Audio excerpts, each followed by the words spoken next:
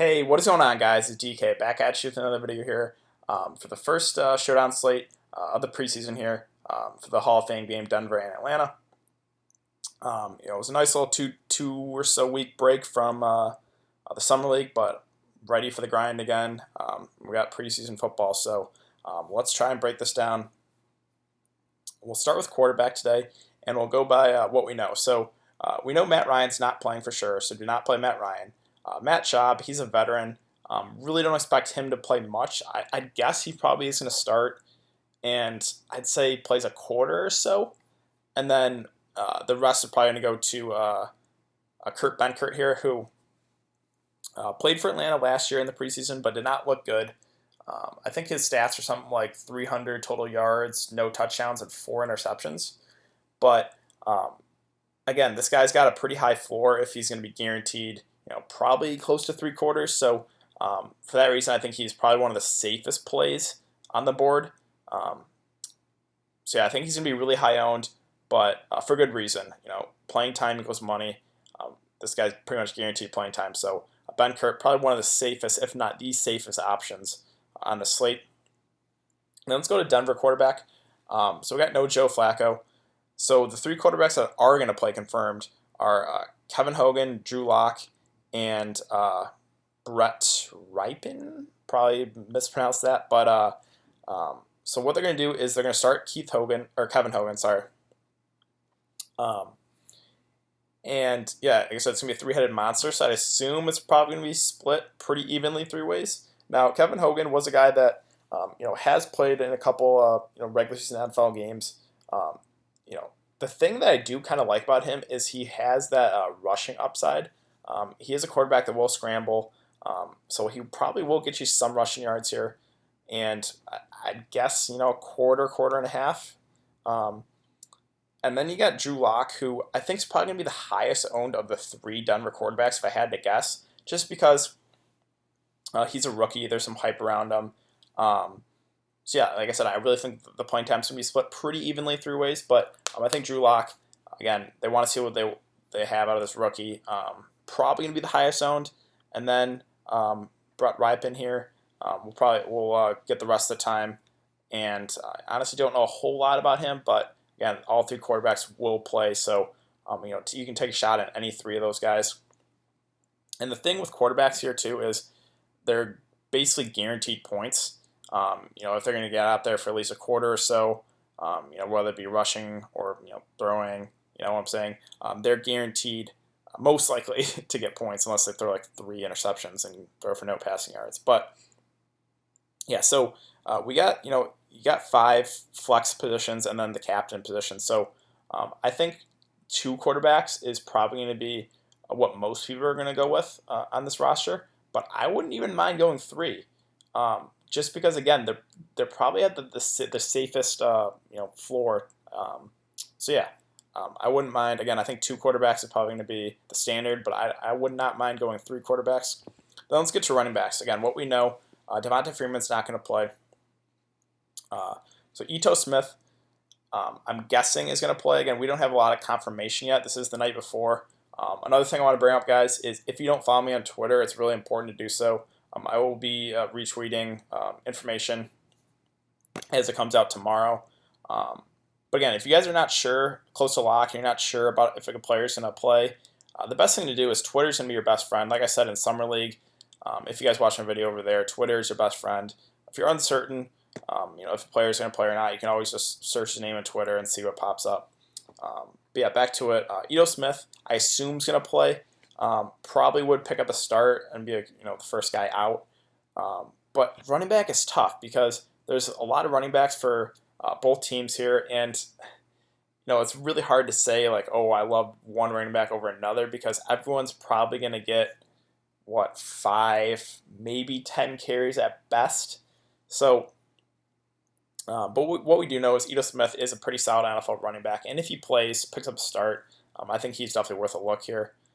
Brian Hill as well has looked pretty good in training camp, and is a guy that played a little bit here in the regular season, so I don't mind him either. Let's see. Let's move on to the Denver running back. So what we know, Philip Lindsay, I'm pretty sure is going to be out. So that means Royce Freeman, I'd assume, picked up the start, but I don't. Again, we don't really know. This is not confirmed. I'm just guessing here. But he's a guy that kind of lost some of the touches to Lindsay last year. But Denver does want it. They said they want to give more work to Royce Freeman. Use Lindsay more, as a passing down back. So if Royce Freeman plays, I think he's a decent option here. And then Devontae Booker. So I do kind of like this play just because of the PPR format here on DraftKings. And this guy is a guy that's going to catch a lot of balls. So if he's out there, I'd assume he probably catches a ball or two. So I think he's a solid option to look at there for running back. Okay, let's move on to wide receiver. Again, what we know, Julio Jones not going to play at all in the preseason. I assume there's going to be no Sanu and Calvin Ridley. I'd say probably 75-80% chance that both those guys are not going to play. So that leaves probably Justin Hardy, I'd assume, is going to pick up a start here and probably play a quarter, maybe two. So he's an option you can look at. It's really, the preseason is a lot about the young guys like Summer League was. It's all about the young guys. Same thing here preseason. So I'm not even going to try to pronounce this guy's name. But what we do know is he has looked pretty good here, in practice and as a, in what their inter squad scrimmage. So if a guy's getting hype, that's a good thing. So again, I'm not even going to try to pronounce this guy's name, but I think he's another option just because he has impressed in training camp. Let's move on to Denver's wide receivers. So Emmanuel Sanders not going to play. I really don't think Sutton or Daniel Hamilton will play as well. So that leaves Tim Patrick, I'd assume, picks up the start. But again, we don't really know how many snaps he's going to play. The two guys that I'm kind of liking here are Trinity Benson here. He's a rookie. Again, he's working with a first-team offense in practice. These rookies got a lot to prove, and I assume, again, the younger guys are going to get more playing time, so I think they're a little bit safer.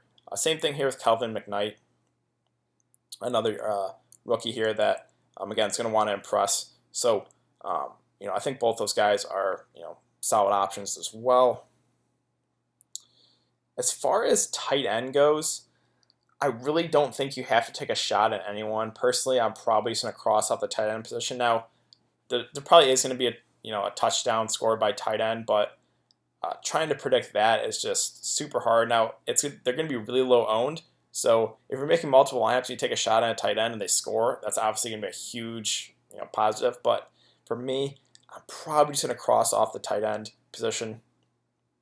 And then let's get to the kickers and defense, who I think is pretty interesting here on this showdown slate. So what I want to bring up is do not play Matt Bosher or Colby Wadman. I believe that's how to pronounce the name. Both these guys are punters, so they're not going to be kicking PATs or field goals. So we got Brandon McManus here. He's the only kicker on the roster. So,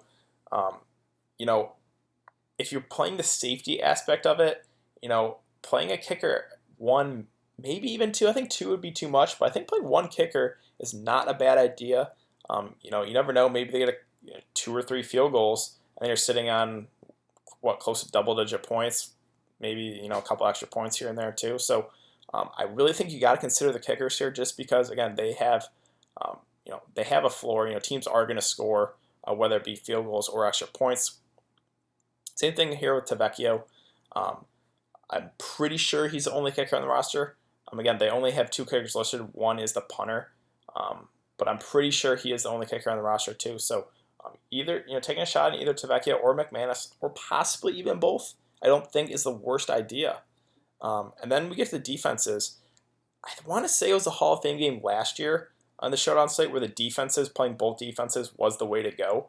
Now, there's obviously going to be a lot of young guys on offense. There's probably going to be some turnovers. So again, defense, probably seems like a pretty safe floor. If there's probably going to be at least an interception or 2, maybe a fumble recovery. So I don't think playing defense is the worst idea. You could even run both out as well if you wanted to. So Just thought I'd bring that up. I do think the kickers are going to go super low owned. I think the defense is going to go a little more higher owned. Um, but either defense or either kicker, I think is worth a shot. I haven't really messed around with it too much, but I might lean towards um, at least a defense and a kicker, possibly even two. I don't know.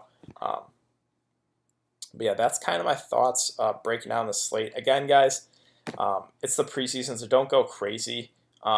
Again, like a wide receiver who's getting hyped up in training camp could play a bunch of snaps like a young guy and get no points. Like, it can happen. There's a lot of guys that teams want to see, so it's definitely risky playing some preseason DFS. So I wouldn't go too crazy. But yeah, my thoughts are, again, probably play both. At least two quarterbacks, maybe even three. And then, running backs, wide receivers are a little more risky just because there's a lot of them, and we really don't know what the snap counts are going to be like. Again, I think it's going to be pretty evenly distributed through a bunch of backs, a bunch of wide receivers. But what we can do is, again, go with the guys that the younger guys that are getting, or the guys that are getting hyped up in training camp and scrimmages. So I hope this video helped you guys. If you have been enjoying the content, I really appreciate if you would like this video and subscribe if you haven't. And yeah, again, guys, I'll put my Twitter in the description below. It's really important to follow me. I will try to do my best to retweet relevant information as it comes out. And I'll be back for another video. I think the next preseason game is a week from today, I believe. So I'll be back for another video breaking that down. So I will see you guys then.